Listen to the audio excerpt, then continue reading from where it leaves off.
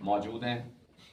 पहला ये कि आप सबको मालूम है कि 22 तारीख को अयोध्या में श्री राम जी मंदिर में प्राण प्रतिष्ठा का कार्यक्रम रखा गया है। उसी संदर्भ में 21 तारीख को आम आदमी पार्टी सभी जिला मुख्यालयों पर हरियाणा के अंदर सुंदरकांड पाठ का आयोजन कर रही है। श्री राम जी के सबसे बड़े भक्त हनुमान जी और प्राण प्रतिष्ठा के इस अवसर पर सुंदरकांड के पाठ का सुंदर आयोजन किया जाए, इससे बेहतर क्या हो सकता है। इसलिए 21 तारीख को जो पूर्व संध्या है अयोध्या के कार्यक्रम की, उस पर 2 बजे सभी जिला मुख्यालयों पर आम आदमी पार्टी के सभी कार्यकर्ता मिलकर के और शहर के डिस्ट्रिक्ट के सभी लोगों को निमंत्रित करके सुंदरकांड पाठ का एक साथ आयोजन वहां पर किया जाएगा और हमारे सभी साथी उसमें हिस्सा लेंगे। एक ये महत्वपूर्ण सूचना आपके साथ साझा करनी थी। दूसरा, जैसा आपने आज देखा कि भारतीय जनता पार्टी इंडिया गठबंधन से बुरी तरह से बौखलाई हुई है। भारतीय जनता पार्टी को अपनी हार स्पष्ट रूप से नजर आने लगी है और उसका एक ट्रेलर आज हमको देखने को मिला। चंडीगढ़ में मेयर का चुनाव आज होना था। उस मेयर के चुनाव को भारतीय जनता पार्टी ने कुछ कुछ वजह बता करके उसको टालने की कोशिश की। बहाना बनाया गया कि जो प्रिजाइडिंग ऑफिसर है उनकी तबीयत ठीक नहीं है।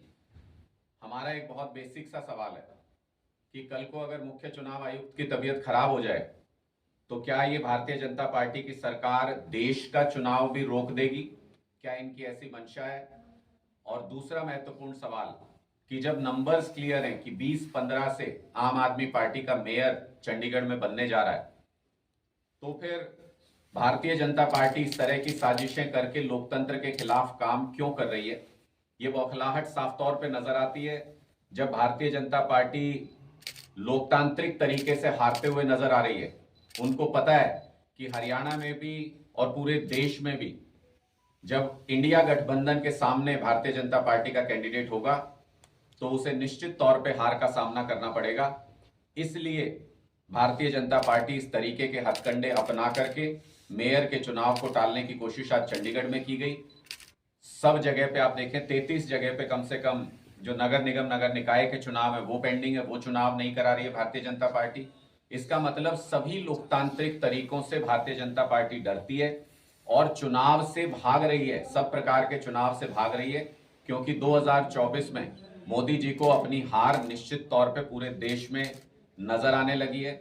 चंडीगढ़ में तो भारतीय जनता पार्टी ने कुछ इस तरह का व्यवहार किया जैसे छोटे बच्चे होते हैं कि क्रिकेट खेल रहे हैं और अगर 0 रन पे आउट हो जाए तो बच्चा अपना बैट लेके घर चला जाता है कि मैं नहीं खेलता, मैं नहीं खेलता। तो भारतीय जनता पार्टी के साथ भी वही स्थिति है। उनको पता है कि चंडीगढ़ में उनका मेयर नहीं बन सकता किसी भी हालत में। उनको पता है कि आम आदमी पार्टी का अगला मेयर चंडीगढ़ में बनने जा रहा है। इसलिए उन्होंने एक झूठा बहाना बता करके इस चुनाव को रद्द करने की कोशिश की। हम कानूनी तरीकों की तरफ जा रहे हैं। इस चुनाव को होना चाहिए, लोकतांत्रिक प्रक्रिया को इस तरीके से कोई भी बहाना बना के रोका नहीं जाना चाहिए। लेकिन इन सब से ये जरूर स्पष्ट हो गया है कि भारतीय जनता पार्टी पूरी तरह से इंडिया गठबंधन जैसे जैसे आगे बढ़ रहा है, भारतीय जनता पार्टी पूरी तरह से बौखलाई हुई है और सारे हथकंडों का इस्तेमाल कर रही है, चाहे उसमें एजेंसियों का दुरुपयोग हो या फिर उसमें चुनाव टाल। जनवरी को बदलाव महासभा का आयोजन किया गया है और ये आयोजन अभूतपूर्व है। हरियाणा में आज तक इस तरह की कोई रैली आपने नहीं देखी होगी। यह अद्भुत संगम होने जा रहा है। और किस तरह का संगम? ऐसा संगम जिसमें 7,000 हरियाणा के गांव लगभग और 1,000 से ज्यादा वार्ड। हमारी कोशिश है, हमारे कार्यकर्ता इस मुहिम पर जुट गए हैं कि इन सभी जगहों से पार्टिसिपेशन इस रैली के अंदर होगा। पहली बार मिनी हरियाणा के दर्शन आपको जींद के अंदर देखने को मिलेंगे, जहां हरियाणा के सुदूर हिस्सों से भी, छोटे से छोटे गांव से भी, एक एक वार्ड से यहां पर लोग पहुंचेंगे। पार्टिसिपेशन यहां पर होगा और जो भी माननीय अरविंद केजरीवाल जी और भगवंत मान जी यहां से आगे की रूपरेखा तय करेंगे और आगे का प्लान यहां पर लोगों के साथ साझा करेंगे, अपनी विचारधारा लोगों के सामने रखेंगे, वो संदेश एक ही झटके में एक साथ सभी गांव के लोग अपने अपने गांव में लेकर के जाएंगे और हर जगह पर बदलाव के अलख की शुरुआत होगी। इस योजना को सोचते हुए इस बदलाव महासभा का आयोजन किया गया। सर, आपने इंडिया गठबंधन की बात की है, हरियाणा में हुआ कांग्रेस आपके साथ सीट शेयरिंग के लिए तैयार नहीं। हाल ही में आपके लिए भी सवाल पूछा था, उन्होंने कहा कि मैं अनुराग को जानता तक नहीं हूँ। देखिए, वो तो कोई बात नहीं, बुजुर्ग हैं, 76 साल के आसपास उम्र है, तो याददाश्त ऐसी हो जाती है ऐसे समय में, उसमें कोई, मैं उसको उस गंभीरता से नहीं लेता, हमारे तो बड़े ही आदरणीय हैं। लेकिन जहां तक इंडिया गठबंधन का सवाल है, उसमें मुझे नहीं लगता है कि हरियाणा के किसी नेता या भूपेंद्र हुड्डा जी उसमें कोई निर्णय लेने की स्थिति में हैं। उनको पार्टी हाईकमान ने ऐसी कोई अथॉरिटी दी है, वो उस कोऑर्डिनेशन कमेटी का हिस्सा नहीं है जिसमें इंडिया गठबंधन को लेके चर्चा की जा रही है। हमारा पूरा पुरजोर तरीके से ये मानना है कि 2 दौर की बातचीत हुई है कोऑर्डिनेशन कमेटी की, बहुत ही सौहार्दपूर्ण, बहुत अच्छे नतीजे उसके निकल करके आएंगे, बहुत पॉजिटिव बातचीत हुई है और आगे भी स्पेसिफिक जगहों को लेके, एक एक चीज को लेके, बारीकियों को लेके डिस्कशन उसमें किया जा रहा है। हम इसको लेके बहुत पॉजिटिव है कि इंडिया गठबंधन के अच्छे नतीजे आने वाले हैं और उसका आपको जो पहला ट्रेलर है वो आपको चंडीगढ़ में दिखना भी शुरू हो गया है, जहां पे इंडिया गठबंधन के चलते आम आदमी पार्टी का मेयर बनने जा रहा है और भारतीय जनता पार्टी भागी भागी फिर रही है कि इस चुनाव को कैसे टाला जा सके। आज ही आप मुझे नाम बता रहे हैं, मेरे पास ये आधिकारिक सूचना अभी तक नहीं है, लेकिन जो आपने प्रश्न पूछा वो फिर भी वाजिब है क्योंकि पहले भी कुछ साथी छोड़ करके गए हैं। मुझे लगता है कि जब कोई बदलाव होता है और जिस तरीके का आम आदमी पार्टी सत्ता से और व्यवस्था से सीधे टकराव मोल लेती है, ये सबके बस की बात नहीं होती उस प्रेशर को झेलना। सब लोग इस तरीके के संघर्ष के जीवन के आदी नहीं होते हैं। सब लोग इस तरीके से बदलाव की लड़ाई को क्रांतिकारी तरीके से लड़ने के आदी नहीं होते हैं। इसलिए सबकी भावना का स्वागत है। जो आम आदमी पार्टी में आते हैं, हमारा काम है उनको खुली बाहों से उनका स्वागत करना, उनको पूरा सम्मान देना। अगर कोई किसी स्वार्थ के चलते, किसी कारण से अगर कोई उस रास्ते को छोड़ करके जाता है तो उनको अपना नया रास्ता मुबारक। लेकिन किसी भी ऐसे व्यक्ति को अपनी क्रेडिबिलिटी के बारे में भी सोच लेना चाहिए कि घर बदलते बदलते बदलते बदलते कहीं ऐसा ना हो कि लोग उन पर विश्वास करना ही छोड़ दें कि वो कितने घर बदलेंगे और कहां कहां जाएंगे, किस किस का विश्वास तोड़ेंगे। लोगों ने जो उनके अंदर विश्वास जताया वो इस बात को लेकर के कि आम आदमी पार्टी एक बदलाव की लड़ाई लड़ रही है और वो उसके साथ जुड़े हैं। अगर उनको लगता है कि वही इस बदलाव को चला रहे थे तो ये भी उन लोगों की गलतफहमी है। हम स्पष्ट तौर पे ये कहना चाहते हैं, आज आम आदमी पार्टी का पूरे प्रदेश में एक विशाल संगठन है। 1.5 लाख पदाधिकारी, आइडेंटिटी कार्ड होल्डर आम आदमी पार्टी के पूरे प्रदेश के अंदर है।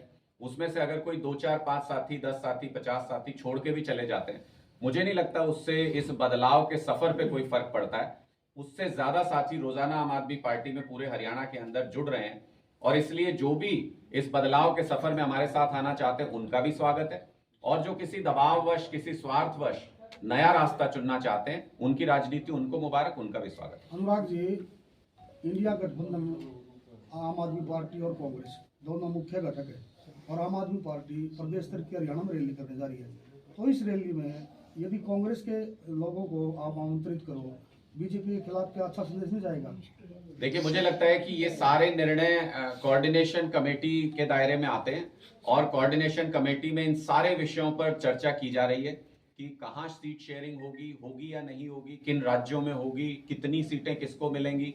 ये सारी चीजें कोऑर्डिनेशन कमेटी में बहुत बारीकी से इस पे चर्चा हो रही है और 2 दौर की बातचीत के बाद मैं आपसे इतना साझा कर सकता हूं कि बहुत ही पॉजिटिव डायरेक्शन में ये चर्चा चल रही है और जिसका नतीजा पहला आपको चंडीगढ़ में देखने को मिल गया है। जब हम चंडीगढ़ की गुत्थी सुलझा सकते हैं तो इसका मतलब हम कहीं की भी गुत्थी सुलझा सकते हैं और भारतीय जनता पार्टी का 2024 में इंडिया गठबंधन के हाथों हारना तय है। इतना जरूर मैं कह सकता हूं, हरियाणा के अंदर भी इंडिया गठबंधन के चलते 10 की 10 लोकसभा सीटों पर भारतीय जनता पार्टी को हराएंगे, इतना मैं कह। सम्मत कार्रवाई करती है तो उसका कानून के मुताबिक जो सबसे अच्छा जवाब होगा उस तरीके से उसका जवाब दिया जाएगा।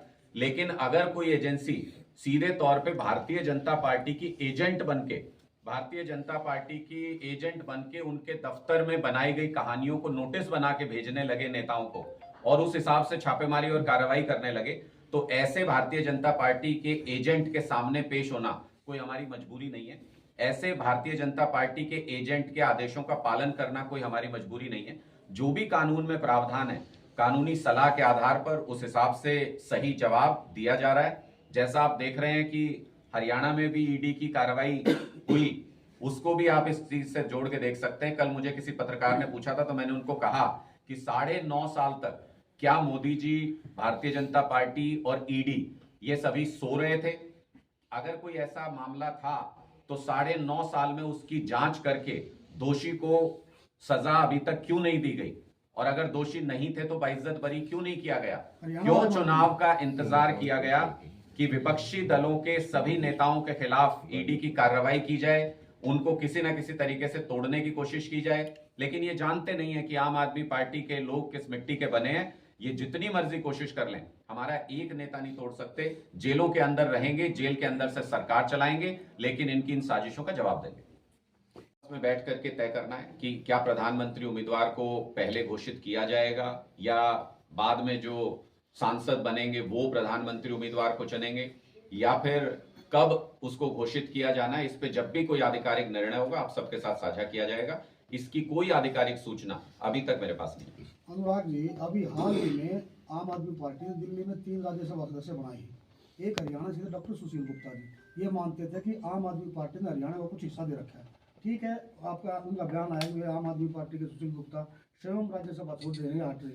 तो उस हिस्से को बरकरार रखने के लिए क्या आम आदमी पार्टी ने हरियाणा से ही कोई चेहरा नहीं देना चाहिए था? देखिए, मुझे लगता है कि 2024 में हरियाणा में आम आदमी पार्टी एक तरफा बहुमत की सरकार बनाने जा रही है, और एक के चक्कर में क्यों पड़े हो?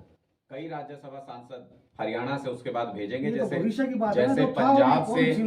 जैसे पंजाब से 7 राज्यसभा सांसद आम आदमी पार्टी के राज्यसभा में पहुंचे हैं, उसी तरीके से हरियाणा में भी हरियाणा के लोग जब यहाँ पर बेजोड़ समर्थन देके आम आदमी पार्टी की सरकार बनवाएंगे तो यहाँ से भी हरियाणा के राज्यसभा सांसदों को पार्लियामेंट में भेजा जाएगा।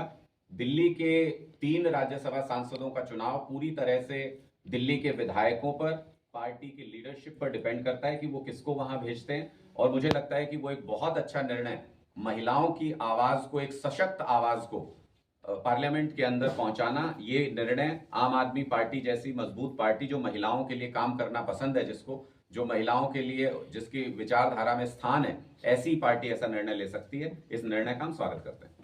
संगठन छोड़ने के बाद उसके बारे में कोई अपने नेगेटिव विचार रखना, तो आप इसको किसी व्यक्ति की खींच भर कह सकते हैं। जिस पार्टी ने 6 महीने के समय में पूरे गुजरात में संगठन बना के और उस संगठन के जरिए 41 लाख वोट हासिल कर लिए, जिस पार्टी ने पिछले 10 साल के अंदर कीर्तिमान स्थापित कर दिया और 2 राज्यों में सरकार बना करके और 2 और राज्यों में विधायक बना के और नेशनल पार्टी बन के, ऐसी पार्टी के संगठन के बारे में कोई ऐसा व्यक्ति सवाल उठाए जिनका कि अपना अनुभव, निजी अनुभव अच्छा ना रहा हो, तो मुझे ये प्रासंगिक नहीं लगता, मुझे ये सही नहीं लगता। हरियाणा में तो राजनीति है, वो आपको पता है जातिवाद पे भी चलती है ज्यादातर, तो उस वे में वो शायद वो कहिए। मैं किसी ऐसी जाति को नहीं जानता जिसके बच्चों को अच्छे स्कूल नहीं चाहिए। मैं किसी ऐसी जाति को नहीं जानता जिसके युवाओं को रोजगार नहीं चाहिए।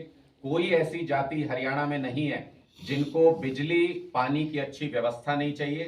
कोई ऐसी जाति हरियाणा में नहीं है जिसको अच्छी सड़कें नहीं चाहिए, टोल फ्री सड़कें नहीं चाहिए। इसलिए ये जाति की राजनीति वो पार्टियां करती आई हैं आज तक जिनको जाति के नाम पे वोट हासिल करना था। आम आदमी पार्टी काम की राजनीति करती है, सभी जातियों को साथ लेकर राजनीति करती है। इसलिए मुझे लगता है कि आम आदमी पार्टी की राजनीति का दौर आ चुका है और हरियाणा के लोग उसका दोनों हाथों से स्वागत कर रहे हैं। जो भी आधिकारिक बयान होगा वो चुनाव आयोग के सामने भी, हम पहले भी अपना रिप्रेजेंटेशन रखते रहे हैं और वहां पर अपना रिप्रेजेंटेशन रखेंगे। जो लॉयर्स मिलके इस अभियान को चला रहे हैं उनको एक लॉजिकल जवाब चुनाव आयोग को देना चाहिए।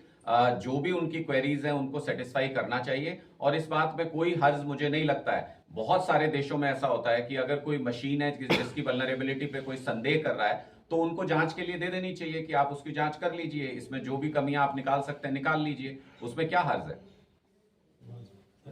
ठीक है।